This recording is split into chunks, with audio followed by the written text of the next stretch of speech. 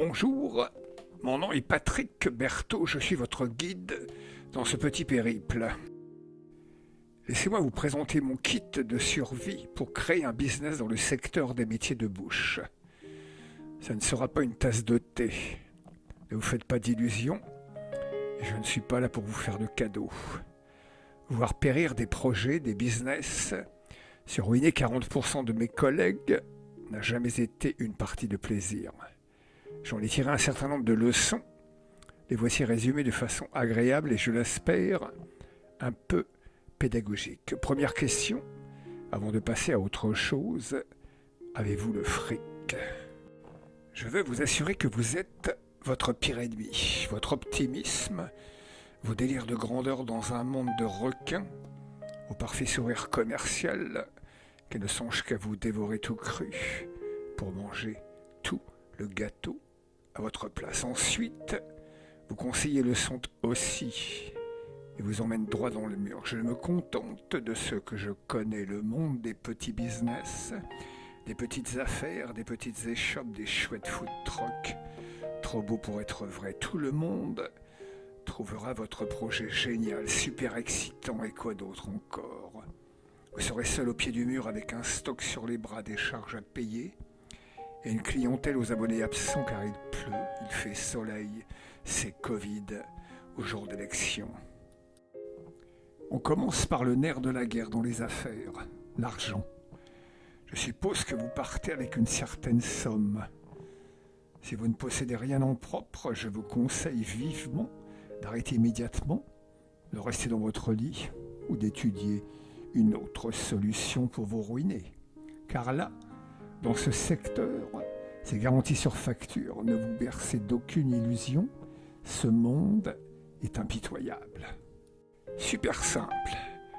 Choisissez une touche de piano pour aborder le sujet qui y figure. J'ai souhaité aborder un nombre limité de points, ceci afin de simplifier le processus de décision. Si vous connaissez déjà, ou bien vous le parcourez rapidement juste pour vous rafraîchir l'esprit, ou bien vous ne connaissez pas, et dans ce cas, je vous conseille de l'aborder en détail. L'Internet est une puissante source de savoir, mais l'intelligence artificielle sait désormais aussi répondre à toutes les préoccupations, y compris dans un relatif niveau de détail largement suffisant pour la taille du business qui nous occupe dans ce poste.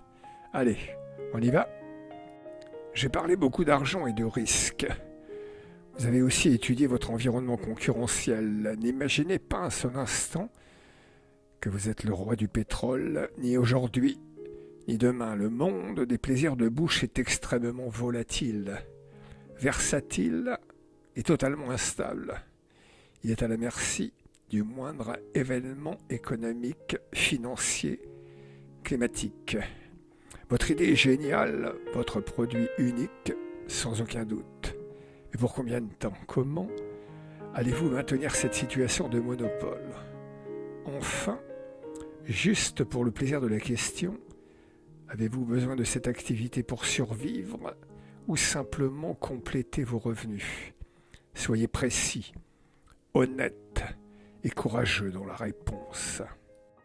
La première raison pour laquelle vous avez besoin d'argent pour votre projet est pour ce que l'on appelle les investissements. Achat de stock, de matériel, les dépenses indispensables pour démarrer, le plus gros poste initial. Ça signifie que vous devez le connaître, le décrire, puis le chiffrer avec la plus grande précision. Cela prend du temps. L'oubli d'une machine, d'un équipement, de votre élaboration initiale peut totalement interrompre le déroulement de votre belle idée. Que cela parte immédiatement en cacahuète. Soyez donc très pessimiste. Je signifie par là, imaginez les scénarios les pires, comme devoir cesser temporairement votre activité pour des raisons totalement hors de votre contrôle. Rappelez-vous que cela a été le cas il n'y a pas si longtemps lors de la pandémie et que la reprise post-Covid a été un désastre absolu pour 40% de ce secteur de l'économie. N'oubliez pas dès le départ que vous pouvez rester pendant plusieurs mois, voire plusieurs années sans véritablement gagner de l'argent. Payer ses charges et ses emprunts et pas gagner de l'argent. Vous devez aussi faire vivre votre famille et assurer sa vie privée en dehors du boulot. Par conséquent, il est impératif, dès T0, de posséder suffisamment de réserves de cash pour assurer cette période délicate de transition, certes, mais qui peut durer. Vous noterez qu'à ce stade, il n'est pas question de payer des salaires à du personnel. Nous n'en sommes pas là. Je considère que vous bossez seul, à la limite avec votre épouse, ce qui est le cas le plus fréquent. Question cruciale dès le départ. Quel est le contexte dans lequel vous fondez ce projet ? Gagner votre vie ou simplement compléter votre revenu actuel ? Cela change tout dans l'approche. Autre question, prévoyez-vous de la croissance, de la multiplication, par exemple sous la forme de franchise, de nouveaux investissements ? En gros, quelle est votre ambition ? Combien de temps avez-vous l'intention de faire ce job ? Êtes-vous en fin de carrière, en limite d'âge ? N'oubliez pas d'envisager le facteur fatigue. Ce métier est épuisant. Enfin, avez-vous envisagé un plan B dans le cas où ça ne se passe pas comme prévu ? Cela en particulier, si vous faites un investissement en cash ou si vous devez de l'argent à la banque ou même à la famille. Sauf si vous êtes un truand, sinon il faut prévoir le remboursement de vos dettes, que ce soit à la banque ou à la famille, cela dès la conception de votre projet.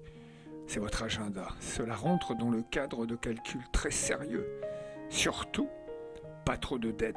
Les dettes constituent le premier pas vers le désastre d'un business naissant. On dit un premier pas vers la tombe. Personne ne vous fera de cadeau dans ce domaine. C'est aussi une question de crédibilité future. Quelque chose qui paraît totalement évident sur le principe, mais n'entre pas forcément dans la réalité. Vous créez un business pour gagner de l'argent. C'est ce qu'on appelle le profit. Cela signifie que chacune de vos décisions doit se faire à l'aune de la question « Combien cela va me coûter et combien cela va-t-il me rapporter ?» En dehors de cette équation, il est préférable d'aller à la pêche. Vous n'êtes pas un organisme de charité publique. Un dernier mot. Je veux vous parler de l'intelligence artificielle. C'est un outil certes récent, mais extrêmement utile pour les très petites tailles d'entreprise et les tout petits budgets. En effet, elle vous permet d'accéder, entre autres, à des outils d'analyse de gestion et de prévision puissants, sans la moindre expertise d'aucune sorte. Seule l'expression de votre requête nécessite un minimum de clarté. L'intelligence artificielle s'occupe du reste. Je pense par exemple à la réalisation instantanée de votre compte de résultats. Vous lui dictez les paramètres et d'un clic, vous obtenez l'image de votre situation. Ne vous en privez pas. Votre téléphone portable suffit. Je ne me suis permis de parler en aucun nom, sauf le mien. Oui, ne risquez pas plus d'argent que vous n'en possédez. En second, ne mettez pas tous vos œufs dans le même panier. Les métiers de bouche sont probablement parmi les plus beaux du monde, mais bien plus risqués que les casinos de Las Vegas. Les législations qui les régissent sont parmi les plus strictes, ce qui est bien normal. Les équipements parmi les plus chers, enfin, les règles du marché sont totalement irrationnelles, que ce soit sur les prix, les goûts des clients, les périodes et les modes.